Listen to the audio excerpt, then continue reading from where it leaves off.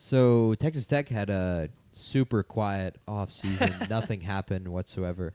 No, they spent $29 million on NIL. They spent $55 million on their entirety of NIL for all of their sports programs. 29 on football, second to only Horns down, the Texas Longhorns.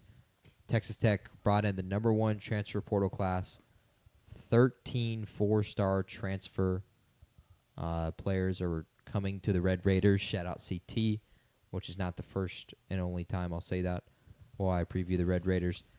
Defense features 4 players currently in the top 200 of PFF prospects for this year's upcoming draft.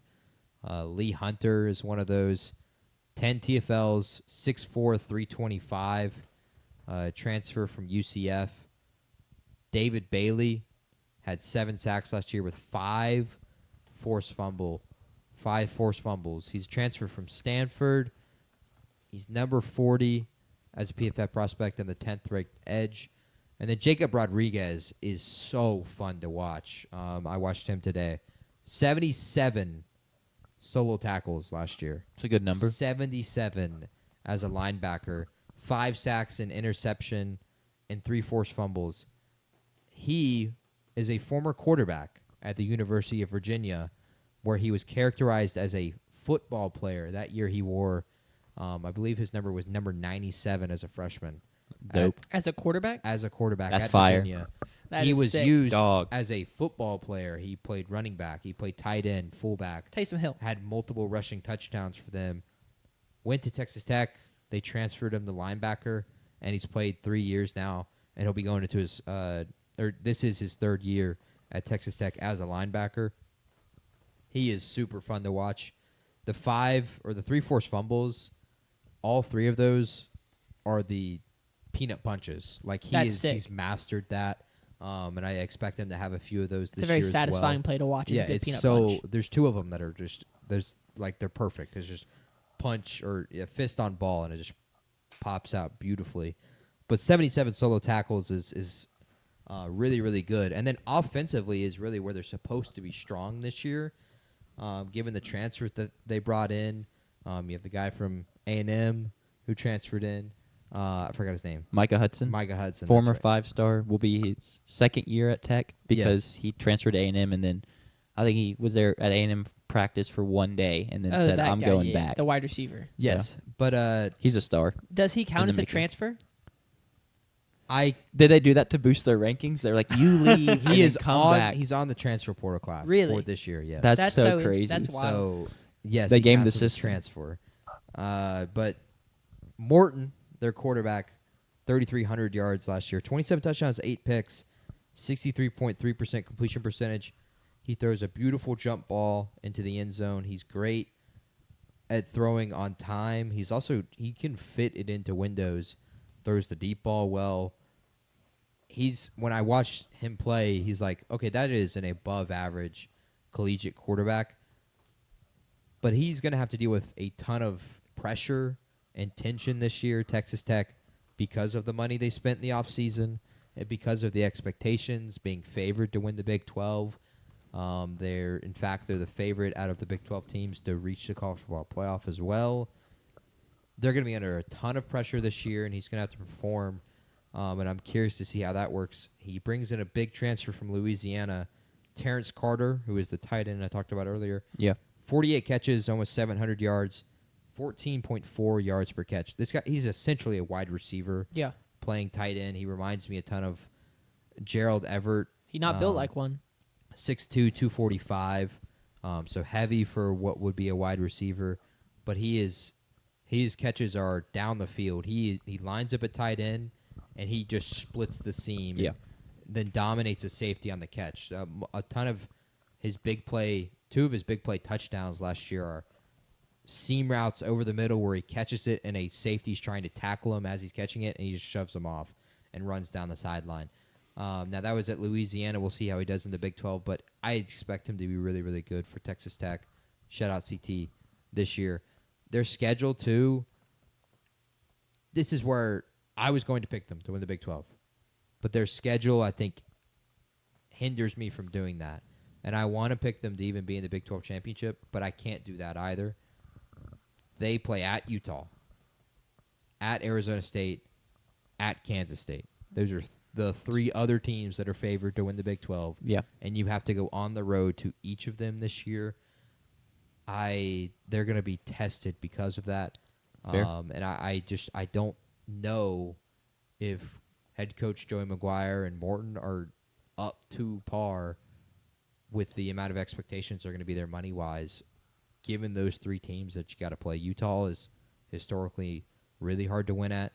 Arizona State's going to be rocking every home game this year because of Kenny Dillingham and what they did last year. And then Manhattan, Kansas is no pushover, especially with how I feel them being a Big 12 title contender coming down the stretch. It's kind of, I was just looking at their schedule. They play, so they're number 2 in the preseason favorite. They're tied with Kansas State. Thank you. So they're tied with Kansas State for 1. So they play Kansas State, who's tied for 1st, Arizona State and Utah, who are both tied for 3rd, and Baylor. So they play the other top 5, or 4 of the top 5. And yeah, they don't 5th. play Baylor. And then, I'm sorry, they play 3 of the top 4, and then they're the 4th. And then they play the bottom 4 as well. So they play UCF, Oklahoma State, West Virginia, and Houston, and they get 3 of those at home. So it's a very unfortunate. If those were flipped, I would have picked them to win the Big 12 this year, but because of that, it's just hard. It's a tough draw. It's really hard for me to say that they are going to prove that. And a big thing with transfer classes, what we've seen, and really the short history of it is the example is Florida State. 2 years ago, with the transfers that they brought in while they had kept their quarterback and Jordan Travis in-house, they were really, really good, undefeated. Yeah. Could have been in the playoff, shouldn't have been, in my opinion. The next year, they bring a ton of transfers back in again. DJ Uiagalelei and a ton of transfers everywhere else. Historically bad season. It can go either way with transfer classes, and that's going to be the story for them. The amount of starters that they have from the transfer portal, 11. Yeah. And then having the number 1 transfer portal class, there's no guarantee that it's a hit or miss it's team gonna building click. strategy. And I don't think we know enough about Joey McGuire to say that it should. Sure. The analogy I go to all the time is that 2021 Tampa Bay Super Bowl? Like, I know this is NFL and college, but the analogy is that NFL team, that Tampa team, they snuck into the playoffs, right? They're like 9-7 and made it as a wild card, and then they finally clicked and got hot and went on and won. You can't lose 3 games in college football. You definitely can't lose 7, but you can't lose nearly half of your games. I mean, 9-7 is 1 game above 500. You can't do that in college football and then get hot at the end of the season. So sure. Even if this does work out eventually and they win 5 of their last 6, if you lose to start the season, if you lose at Utah and then you lose at Arizona State, and now you're already losing lost 2 games, and you're halfway through the season, you got to get really hot down the stretch to make it. So sure. That is the downside of bringing in like all these elite guys in the transfer portal is if it doesn't click or it clicks too late, it just doesn't matter because this isn't the NFL and you can't sneak in like that. True. It is better than not bringing them in, however. I it gives 100% agree. A higher ceiling. But I would... What? Would I trade... Yeah, I would trade rosters with them, 100p. I don't know. Maybe not. Yes, I would trade rosters. Like, what are we talking about? No here? question there. All right. Would you pay for it out of pocket? I would go $29 million in debt for my team. No, I wouldn't pay for it. In fact, I don't ever plan on donating money to our NIL fund. Interesting. I hate that part of the sport. That's fair. I hate that. I hate that people, and the fact that people have to cough up money every single year for this, for what? To hope you're good. And it's different too because, like in the National Football League, these are professionals. Yeah. And these guys are more often than not going to play up to those contracts or whatever you're going to pay them. We're talking about 18, 19, 20-year-olds. Like, I hate the ethics about it all. So, no, I would not pay out of pocket for the NFL Mississippi State team. Teams also aren't directly going, hey, can we get money Yeah. to help pay for a team. They make that much money. Yeah. Yeah. Can we get the over-under on Texas Over-under Tech? for Texas Tech. It is probably closed again because I closed the tab. Good work. I'm going to go with it's 8.5. I almost said 7.5, but I think it's going to go 8.5 here. I feel like it's 8.5. I feel like they're y'all the looked favorite to beforehand. win the Big 12. So Tied. tied for the. Tied for They're the one favorite. of the favorites. Yeah. I'll take the over. I think they hit 9-3. I think they're gonna go 10-2 and be in the Big 12 title game against Kansas State. Cool. I think they'll get it done, but I just have a question about the Okay. schedule. I will also pick them to go over. I'm going to ask you. So you've got them getting to the title game. Why would you not pick them to win it?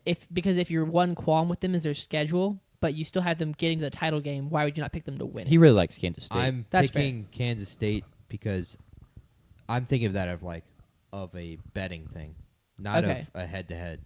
Okay. I'm thinking of they have the same odds. Who's more likely to win the Big 12 title game and win the Big 12 if you played this season 100 times? You're Okay. taking Kansas State. Sure. That's my pick there.